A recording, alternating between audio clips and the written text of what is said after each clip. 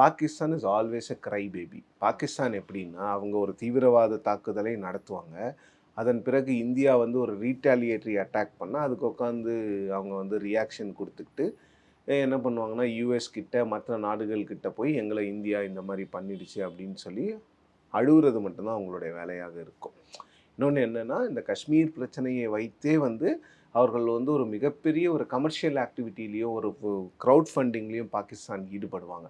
ஆனால் இந்த முறை வந்து இங்கே தான் நீங்கள் வந்து டிப்ளமசி வந்து ஒரு பெரிய ரோல் ப்ளே பண்ணும். சவுதி அரேபியா போன்ற நாடுகள் எல்லாம் ஒரு காலத்தில் பாகிஸ்தானுக்கு ஆதரவாக இருந்த நாடுகள்.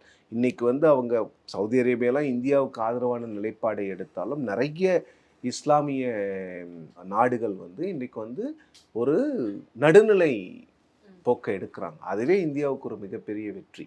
இதெல்லாம் வந்து மிலிட்ரி சொல்யூஷன் மூலமாக வந்தது கிடையாது. இதெல்லாம் டிப்ளமேட்டிக்காக நீங்கள் வந்து 10 வருஷம் 15 வருஷம் அவர்களோட ஒர்க் பண்ணி பாகிஸ்தானில் என்னென்ன டெரர் இன்ஃப்ராஸ்ட்ரக்சர் இருக்குது அப்படிங்கிற டீட்டெயில்ஸ் எல்லாம் அவங்களுக்கு கொஞ்சம் கொஞ்சமாக ஃபீட் பண்ணி கொடுத்து தான் இப்போ கொண்டு வர முடியும். டிப்ளமேட்ஸ் என்ன சொன்னாங்களோ இந்தியன் சைட் சொன்னதில் உண்மையாக இருப்பதற்காக தான் வாய்ப்புகள் அதிகம். ஆனால் இதில் அமெரிக்கா சொல்வதை புறந்தள்ளி விட முடியாது. அப்போ அமெரிக்கா சொல்வது பொய்யா உண்மையா